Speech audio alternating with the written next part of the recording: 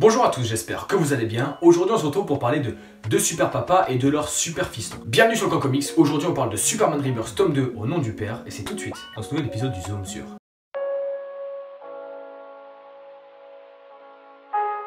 Dans Superman Rebirth, au nom du père, on va suivre trois histoires bien différentes. Le premier arc s'est perdu sur l'île des dinosaures. Alors que Superman et son fils sont en train de travailler sur le projet de Jonathan pour sa kermesse scientifique, il va se trouver que ce projet va les téléporter sur une île aux dinosaures assez chelou. Une île aux dinosaures. Une île aux dinosaures, oui bien sûr, c'est pas commun. Et Superman et son fils vont essayer de retrouver l'objet qui les a emmenés ici, qui n'est autre que l'objet de la kermesse de Jonathan, et ils vont faire la rencontre d'un soldat américain qui date de la Seconde Guerre mondiale et qui est bien entier, il a encore 40 ans, il se passe des trucs pas nets sur cette île et ils vont devoir percer les secrets de cet endroit. Dans le deuxième arc, au nom du père, Damian Wayne va enlever Jonathan et il va l'emmener dans la Batcave parce qu'il estime que Jonathan est un danger public. Ça va pas plaire du tout à Superman qu'on enlève son fils et encore moins qu'on l'emmène dans la Batcave. Il va alors débarquer dans la Batcave, sauf qu'avec Batman, il voit leurs enfants se quereller et il voit qu'ils ne s'entendent pas du tout. Pour remanier un petit peu l'ambiance, ils vont décider de leur ôter leur costume de super-héros et vont les faire passer des épreuves qui leur permettront de devenir des super-héros et de s'apprécier un tout petit peu plus. Et dans le dernier arc, Super Monstre, on suit l'histoire de Lois Lane qui a trouvé un travail dans la gazette locale où elle va faire du journalisme. Mais alors que c'est son premier jour et qu'elle est avec sa patronne, il va se passer quelque chose de bizarre. Un mec tout vert à la tête de Frankenstein va commencer à kidnapper sa patronne et il va se passer des trucs bien chelous. Et bien évidemment, je vous laisse découvrir toute la suite de ce comics par vous-même.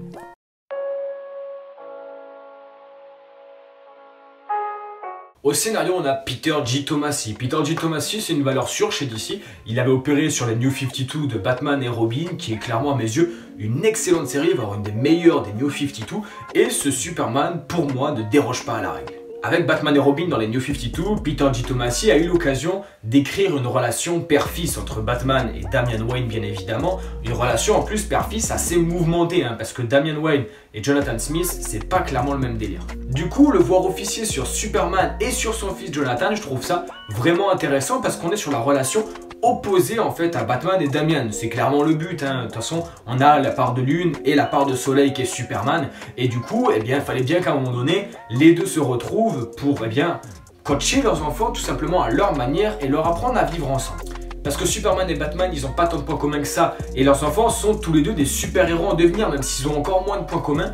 Mais du coup, Superman et Batman vont faire équipe pour coacher leurs enfants et tout simplement les faire devenir les super-héros qu'ils doivent devenir. Et malgré le fait que dans ce comic, c'est trois petites histoires, c'est pas dérangeant dans la lecture. Et j'ai même trouvé au niveau du scénario ce tome 2 plus sympa que le tome 1. Le premier dessinateur, c'est Jorge Jiménez qui dessine la première issue de ce comics qui est clairement excellent. En plus, il fait son propre ancrage et je le trouve juste génial. Et ensuite on a Doug Mahnke, et Doug Mahnke pour moi c'est le killer de ce comics, il est clairement trop fort, j'adore ce style de dessin, c'est super bien fait et Jorge Jiménez qui est très bon, Doug Mahnke qui pour moi est le meilleur sur ce récit, ne sont pas les dessinateurs principaux, Peter J. Tomasi travaille avec Patrick Gleason, ça avait été le cas sur les New 52, Batman et Robin, donc c'est un style qui est reconnaissable parmi mille. Patrick Gleason, il dessine bien, mais pour moi Doug Mahnke est bien au-dessus des dessins de Patrick Gleason. Alors après, quand je vous dis bien au-dessus, c'est complètement subjectif. S'il faut, toi, derrière ton écran, tu préfères Patrick Gleason 100 000 fois, et c'est tout à ton honneur. Et moi, Patrick Gleason, il m'a un petit peu lassé avec les New 52. J'ai adoré son style de dessin, mais voilà, c'est un style de dessin qui me lasse un petit peu, même si, une fois que l'histoire est excellente, le dessin passe pour moi au second plan, mais j'aurais préféré que tout l'arc soit dessiné par Doug Mahnke, et même toute la série soit dessinée par Doug Mahnke plutôt que Patrick Gleason, mais c'est comme ça.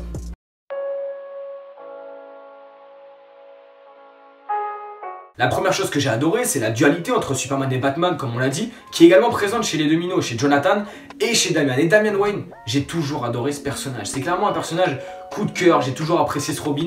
Je l'adore dans les Teen Titans parce que c'est un garçon, il est dur, mais tu sens qu'au fond, c'est une carapace de fer qui s'est mis autour parce qu'il se protège. Et avec Jonathan, c'est exactement pareil. Ils vont devoir bosser ensemble pour montrer à leur père qu'ils sont dignes de porter leur costume dans ce comics.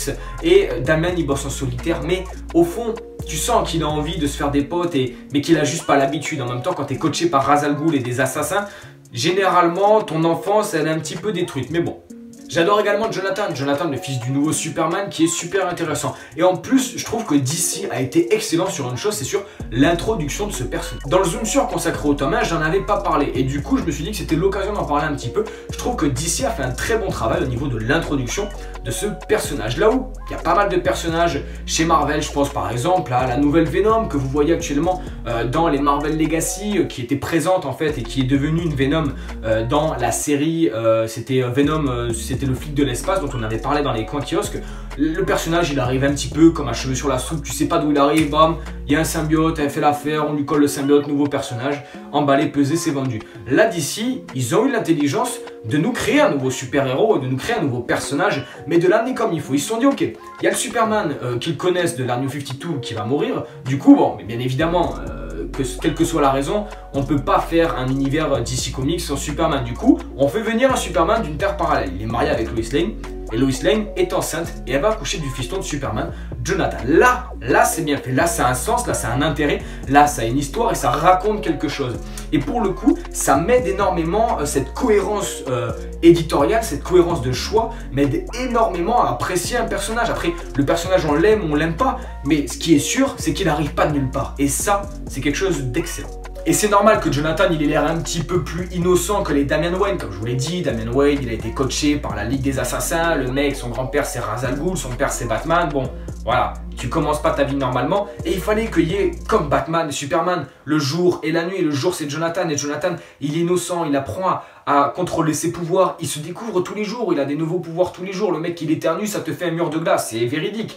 Et du coup, c'est quelque chose de très intéressant de voir cet apprentissage entre Damian Wayne, qui a été coaché à tuer depuis son enfance. Hein.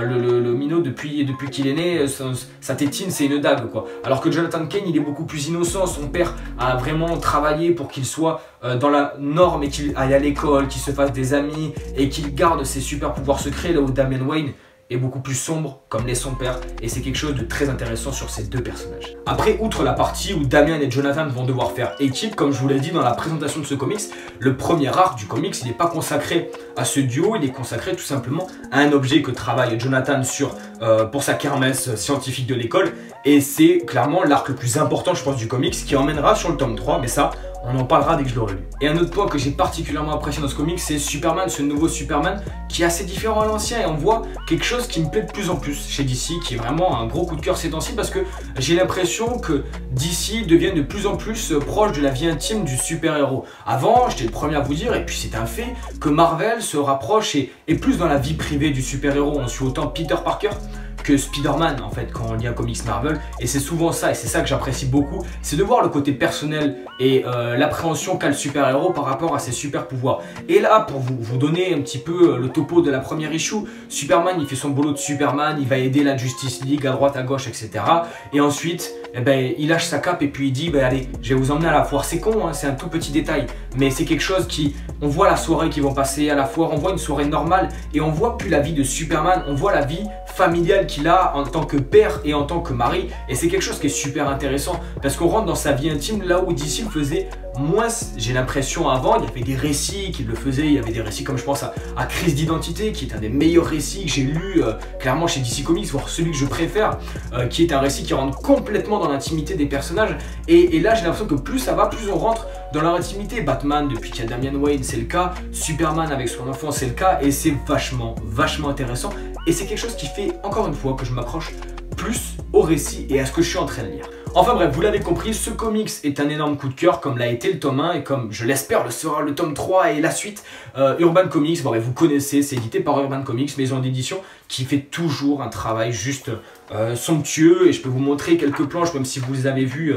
Alors je vais vous montrer une planche de Doug Mahnke quand même, les amis, tant qu'à faire, quelques planches, voilà. Le papier d'Urban Comics est excellent, l'édition est excellente, il n'y a strictement rien à dire, c'est génial. Donc foncez sur ce comics et donnez-moi vos avis, les amis. Et bien sûr, j'espère que la vidéo vous aura plu. Si c'est le cas, dites-le moi dans les commentaires.